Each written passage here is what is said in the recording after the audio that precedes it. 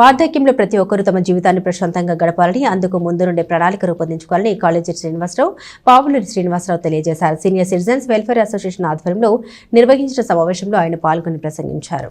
స్థానిక నందులపేటలోని కవిరాజా పార్కులోని వడ్లమూడి గోపాలకృష్ణయ్య స్మారక భవనంలో సీనియర్ సిటిజన్స్ ఆగస్టు నెలవారీ సమావేశం ఆదివారం సాయంత్రం నిర్వహించారు. అసోసియేషన్ అధ్యక్షులు మొవ్వా సత్యనారాయణ ఆధ్వర్యంలో జరిగిన సమావేశంలో గుడివాడ ఏఎన్ఆర్ కాలేజీ ప్రిన్సిపల్ పావులూరు శ్రీనివాసరావు ముఖ్య అతిథిగా పాల్గొన్నారు. ఈ సందర్భంగా వృద్ధాప్యం ఎవరికి శాపం కారాదు అనే అంశాన్ని ప్రధానంగా తీసుకుని దాని గురించి ప్రసంగించారు. వార్ధక్యంలో జీవితం ఎలా గడపాలి, వానప్రస్థంలో జీవితాన్ని ఆనందంగా ఎలా ఉంచుకోవాలి అనే అంశాల గురించి వివరించారు. మనిషి బ్రతికినంతకాలం పరిపూర్ణంగా జీవితాన్ని గడిపి కుటుంబానికి, సమాజానికి మేలు చేసి తను చాలించాలని సూచించారు. కార్యక్రమంలో అసోసియేషన్ అధ్యక్షులు మొవ్వా సత్యనారాయణ, ఉపాధ్యక్షులు కొలసాని వెంకట కోటయ్య, సంయుక్త కార్యదర్శి పుచ్చకాయల కోటిరెడ్డి, కార్యవర్గ సభ్యులు బొబ్బా వెంకటేశ్వరరావు, అబ్బూరు రాజమూర్తి, మహమ్మద్ అమర్, కుప్పాల చలమయ్య తదితరులు పాల్గొన్నారు.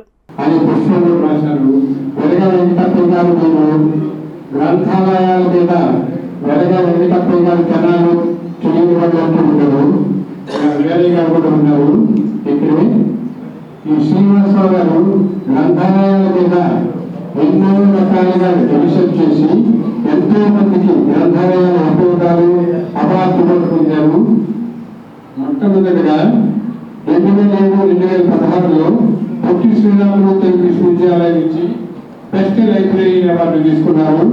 తర్వాత 2015లో నాలుగవ మెమోరియల్ మెడల్ తీసుకున్నారు. తర్వాత ఉగాది పురస్కారాల్లో భాగంగా 2016లో మన గౌరవ ముఖ్యమంత్రి నారా చంద్రబాబు నాయుడు గారి మీదుగా అవార్డు తీసుకోవడం మాత్రం చాలా చాలా సంతోషంగా ఉన్నది. తర్వాత 2015లో మహాత్మా గాంధీ ఫెలోషిప్, ఇదే కాకుండా అనేక సేవా కార్యక్రమాలతో పాటు ఒక రకమైన అసంతృప్తితో ఉంటారు.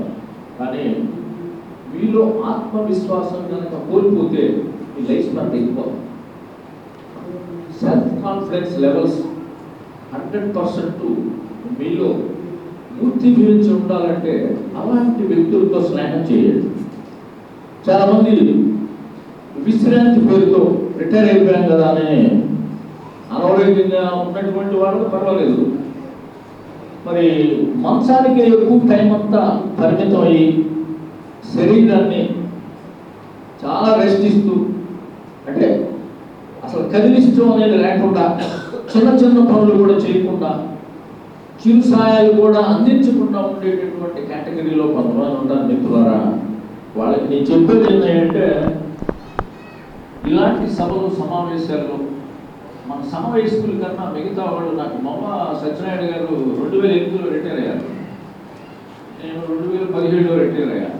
ఆయన నాకన్నా చాలా యాక్టివ్గా, ఇంకా హుషారుగా, ఇలా సంతోషంగా జీవితం గడపడానికి కారణం ఏంటంటే ఆయన జీవితం అంతా ఏదో ఒక యాక్టివిటీలో నిమగ్నమై ఉండాలి.